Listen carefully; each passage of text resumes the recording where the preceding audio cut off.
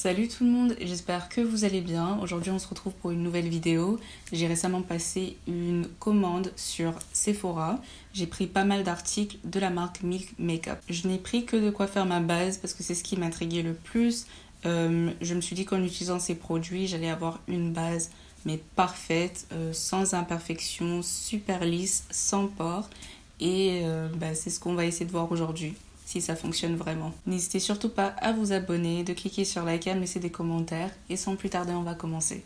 Dans la description de chacun de leurs produits, il y a le mot floutant et lissant. Du coup, je m'attends à avoir une base impeccable. J'ai eu beaucoup de mal à me décider entre deux primers. Du coup, j'ai décidé de prendre les deux, mais en taille mini. On va commencer par la plus célèbre, donc la base adhérente Hydro Grip. Je n'ai plus du tout les prix en tête, mais je vais les afficher juste là au fur et à mesure dans la vidéo. Ce produit contient de l'extrait de chanvre, de l'extrait d'agave bleu, qui active l'hydratation et la retiennent toute la journée. Ça devrait vous donner une tenue parfaite, une bouffée d'hydratation, et même si ça paraît vert dans le flacon, lorsque vous l'appliquez, ça devient translucide. J'ai déjà regardé des tonnes de tutoriels où les gens ils ont utilisé ce produit, et d'après ce que je comprends, la texture est assez collante, et c'est ce qui fait que votre maquillage dure vraiment tout au long de la journée. Ça sort bizarrement.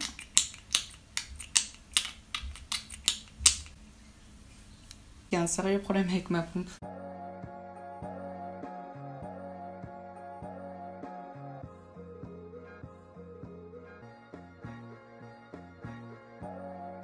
C'est vraiment collant, et même le peu de résidus qui reste sur mes doigts, c'est encore collant. Donc je l'essuie. Mon visage a été instantanément hydraté, j'ai vu la différence dès après l'avoir appliqué. Du coup, j'en suis assez contente pour l'instant. Après, à voir ce que ça donne lorsque j'aurai terminé le reste de mon visage. J'ai aussi acheté le stick flouter, donc c'est une base matifiante et translucide qui estompe les pores sur tous les types de carnation. Donc il s'agit d'un primer solide que vous appliquez directement sur votre visage.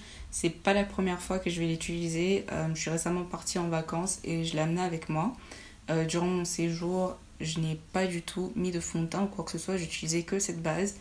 Et je l'ai beaucoup apprécié. Ça matifie tout de suite ma peau. Genre vraiment, ça matifie, ça floute les pores et ça lisse bien le grain de peau. Par contre, là aussi, j'ai un problème avec le packaging. Donc lorsque je fais monter le produit, j'arrive plus à le faire redescendre.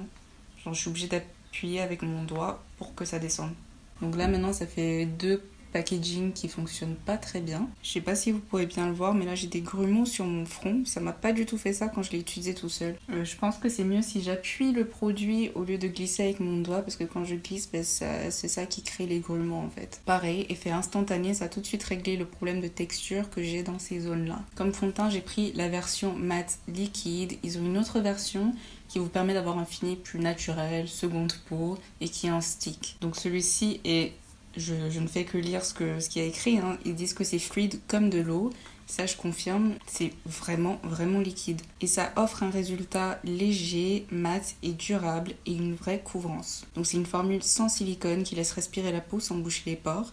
Grâce aux microsphères à effet flouteur, les pores et ridules sont réduits et les imperfections gommées pour une peau lisse et un teint parfait. Je suis très intriguée par cette histoire de ridules parce que moi, quand je mets un fond de teint, au bout de quelques heures, une heure ou deux, je commence à avoir des traits qui se démarquent au niveau de mes lèvres, donc mes traits de sourire, et également sur mon front. J'espère vraiment que ça va fonctionner parce que ça me ferait trop plaisir.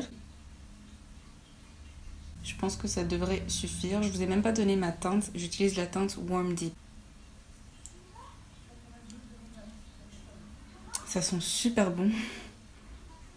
Attends, il y a quoi dedans ? Donc c'est sans gluten, non gras, vegan, sans silicone, non testé sur les animaux. Mais j'ai pas du tout de détails pour le parfum. Je sais pas du tout ce que c'est, mais ça sent extrêmement bon. Ouh, c'est un peu rouge. Ouais, c'est vraiment rouge. On dirait que j'ai utilisé un correcteur sur mon visage. Je n'ai toujours pas rajouté de produit et ça continue à s'étaler. Et la couvrance est vraiment forte. Je pense que j'aurais même pas besoin de bronzer aujourd'hui tellement que le sous-ton est chaud et rouge. Mais bon, ça va aller, je pense qu'on peut rattraper ça avec le concealer. Cependant, je pense pas que ce soit un fond de teint mat. Depuis tout à l'heure, ça se matifie pas. Et je sens que c'est hydratant et c'est quand même un fini très lumineux. J'ai rien contre le fini lumineux, c'est le type de fini que j'aime bien. Mais je m'attendais à ce que la texture soit bien plus mate que ça. Pour essayer de rectifier cette situation, je vais venir appliquer le Flex Concealer dans la teinte Cinnamon. Quand j'ai passé ma commande, j'avais pris la mauvaise teinte et il a fallu que je fasse un trajet de 56 minutes dans un Sephora qui est assez loin de chez moi pour changer la teinte. L'applicateur est minuscule par contre, on dirait l'applicateur des gloss, mais même pas en fait parce que j'ai des applicateurs de gloss qui sont plus longs et larges que ça. D'après la description, ça s'appelle le Flex Concealer car flex signifie flexible. C'est censé épouser les formes de votre visage pour éviter que vous ayez des ridules. C'est formulé avec du lotus bleu, de la camomille et de la guimauve pour hydrater et apaiser la peau. Je vais le blender dès maintenant parce que quelque chose me dit que c'est un concealer mat. Ouais, ça commence déjà à sécher sur mon visage.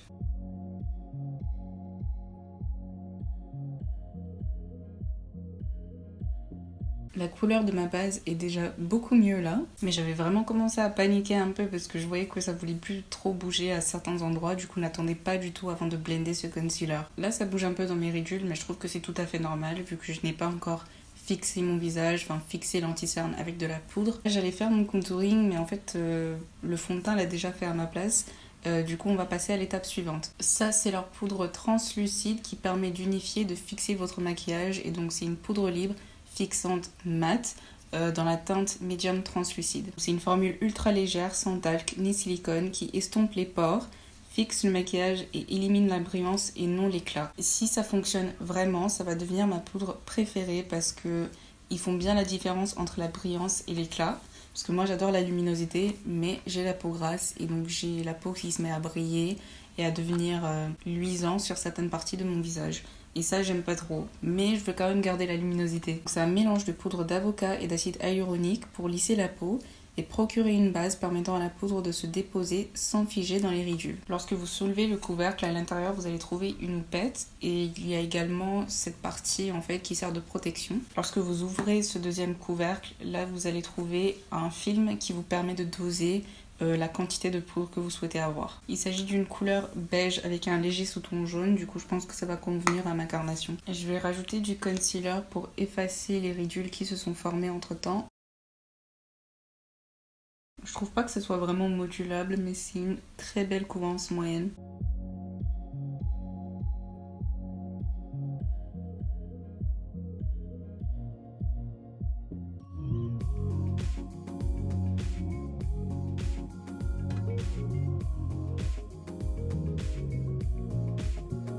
C'est la première fois que j'utilise une poudre avec une couleur aussi beige. Je pense que depuis que je me maquille, depuis que j'ai commencé à me maquiller, j'utilise que des poudres avec des sous-tons très jaunes, chauds, dorés. Là, le sous-ton est légèrement jaune, mais c'est le ton beige qui domine. Et c'est pas mauvais, c'est juste différent.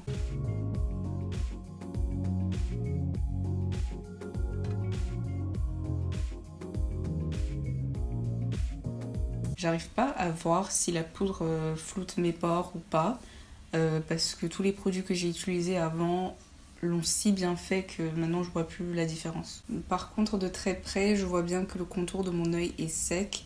Je vais tenter de l'utiliser avec un autre concealer, parce que je pense que le fait d'utiliser une poudre aussi matifiante avec un concealer, comme on l'a vu, très matifiant aussi, qui s'assèche très vite, c'est pas une bonne combinaison. Ouais, j'aime pas du tout les deux ensemble. Voilà tout pour l'intégralité de ma base en utilisant les produits de Milk Makeup. Je vais terminer le reste de mon visage hors caméra et ensuite je vais revenir pour qu'on puisse revoir les produits un à un et pour que je puisse vous dire ce que j'en pense.